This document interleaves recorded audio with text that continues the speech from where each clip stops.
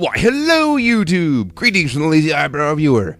Today I have yet another masterpiece review, my favorite kind. It's Masterpiece Soundwave MP13. And right off the bat, this box is immense! Like the Masterpiece Optimus Prime box is rivaled by this thing, although this box looks way cooler. Speaking of MP10, let's bring it out just for a size comparison of the box. I mean, this thing is huge! Like, here he is next to the MP12 box, and like all I can say right now is, wow! On the back is a lot of Japanese text and some pictures depicting what this figure's capabilities are, such as holding Laserbeak, spoiler alerting you that there's more Cassetticons on the way, showing off Laserbeak himself, and all the accessories contained inside. So let's take a peek inside, shall we? Inside is a form-fitting double shell with Soundwave and robot mode, and all of its accessories contained therein. In my opinion, I don't see why this box had to be this big. Granted, it's cool, but having him come in tape mode would have been a whole lot more space efficient, but I digress. So here we have Soundwave, and man does he ever look cool. He finally looks like he ought to have from the beginning, and it's nice to see an updated, accurate version of this awesome figure. The head looks spot on, the chest is completely proportionate to his body, the buttons have been chromed out, his knees and shins look awesome, and yet, oddly enough, doesn't look all that different from his G1 predecessor. Which I guess just shows how completely awesome the original toy was from that time, and this works for a scale comparison too. As for other scale comparisons, here's the aforementioned MP10, and I think he scales pretty well. And then here's Sideswipe, who I'm not particularly crazy about size-wise in the first place, but I guess he's alright. But he definitely scales well with the Seekers, as shown with Masterpiece Thundercracker. Which, I mean, this was even the scale in the Classics line as shown with music label Soundwave and Deluxe Thundercracker. On to Articulation. Like MP10, his neck is on a post and hinge system, which works well, but his head can't roll. Which isn't so bad, but I'm nitpicky. The shoulder cannon rotates for some War Machine action, but this is really mainly for the transformation. The shoulders are Gundam style joints, meaning the shoulders rotate and have a hinge for outward action. If anyone makes a pop culture reference in the comment section, so help me, Oh yeah. Bicep swivel, and most importantly, double hinged elbows. And MP10 style hands. All of this makes for one of the most important features of all, the ability to eject tapes. Seriously, if this wasn't included in the articulation, could you imagine the hate this figure would get? It's amazing to believe how much something small matters. Waist swivel, not overly impressive hip range of motion, it's like all the thinking went into the arm joints and they kinda forgot he needed leg articulation too. Although the knees bend 160 degrees and have a thigh swivel, so that's pretty cool. And finally, the feet move out for some stability. And are made out of die-cast metal, which makes him rather sturdy, which is pretty sweet. So all in all, this figure has amazingly good articulation. Thighs could use some work, but still pretty awesome. Now on to transformation. Swivel and retract the shoulder cannon, open the back and flip down his head, retract the hands into his forearms, open the shoulder flap and move the arms in, fold the leg panels up, rotate the shins 180 degrees, then the thighs counter-rotational 90 degrees, then fold the shins 90 degrees. Bring the feet up and around, retract the legs into the thighs, and flip the legs up into position. Unfold the crotch piece and slide it up into position, and you're done! And here we have Soundwave in his awesome retro tape cassette form. It's kinda sad actually. When this came to my house, one of the kids we babysat thought this turned into a TV. When we said it turns into a cassette tape player, he asked, "What's that?" Oh, I feel old now. And here's something else that might make you feel old. Toy Story 1 is almost 19 years old. But now I'm off topic. All in all, I find that this mode isn't why you buy this figure. I feel the tape deck is way too out of proportion.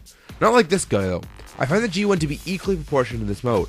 Unfortunately, that makes this tape grower too big in robot mode, so I'll prefer MP13's door, I guess. Something else I find is that Soundwave looks kinda boring. Like he needs the same treatment from rep labels that this guy got.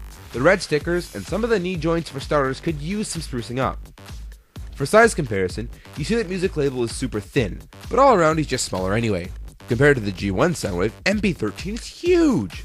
Nearly twice as thick, and from the back, MP13 is the most kibbly. And something else that bugs me is the two different colors of blue they use in MP12. I understand they were trying to emulate the G1, but the G1 was trying to get the same color of blue on the front.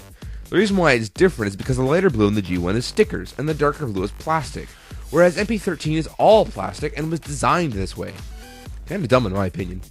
Well, at least they have all opening doors in player mode. All in all, he's not a bad tape player, just not my all-time favorite. He's super kibbly, and it looks out of place in the back.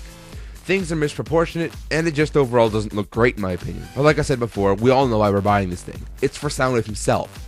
Not as alt mode per se, even though we're all geeking out about what he turns into if you're over the age of, say, 15.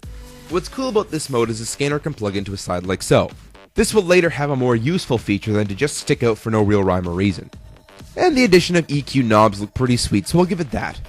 Although something they added, for no real reason other than it's awesome as a headphone jack port, which actually holds standard 3.5mm, or if you're Imperial in the US, 1/8 inch headphone jacks, which was completely unnecessary, yet completely awesome.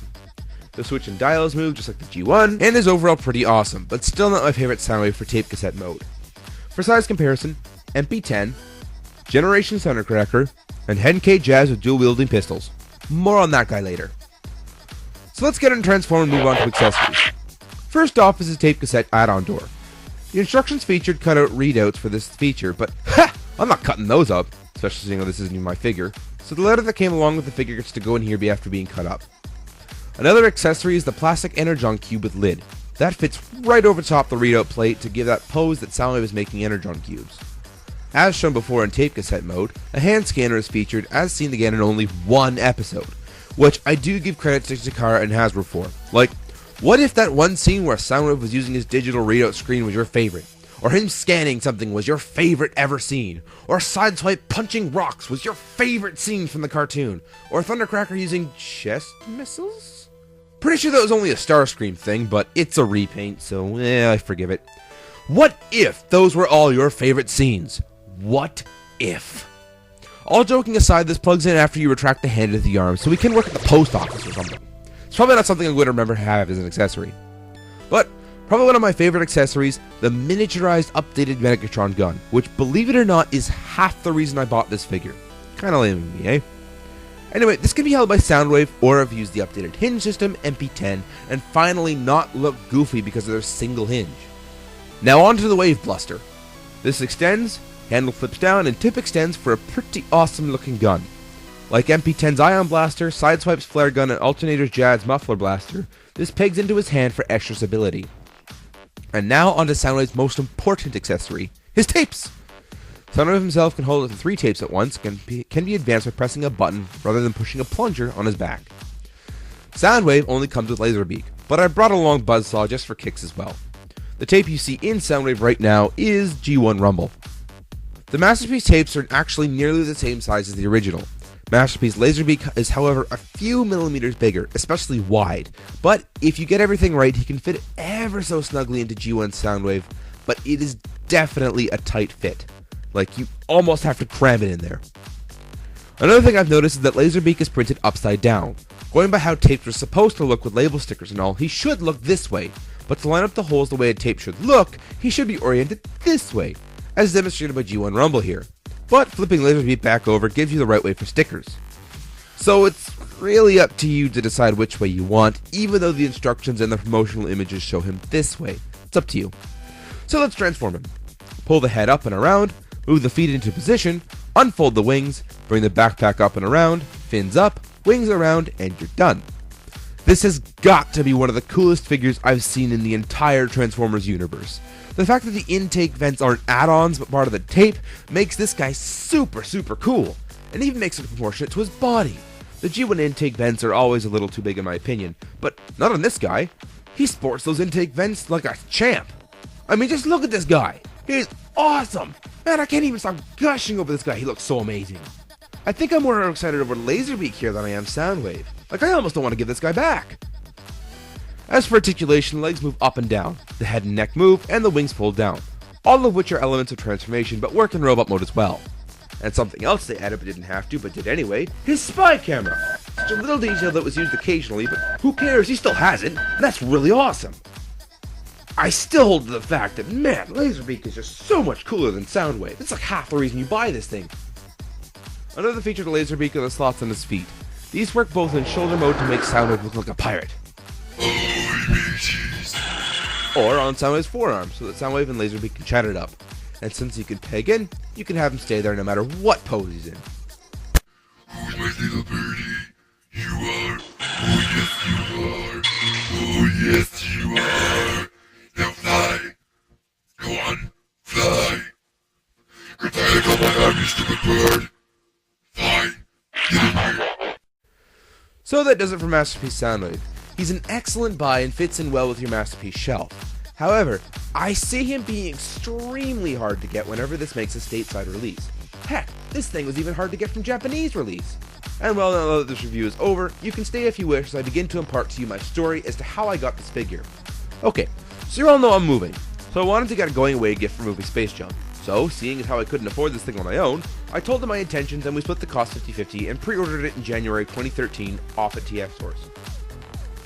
Well, if you saw my rant about this guy earlier, you heard me say how Soundwave got delayed until next month, 3 or 4 times, until Takara just sent them a message saying that it was just delayed until who knows when. So TF Source refunded my money and gave me a $20 coupon for any Masterpiece item they had. So we used that money and found this guy on eBay for the exact same price with free shipping that we had paid TF Source with shipping, and we bought ourselves another Masterpiece item that I'll review later for 20 bucks off, and it came with a promotional coin. So if anyone was curious about that, now you know. This has been the Lazy Eyebrow Reviewer.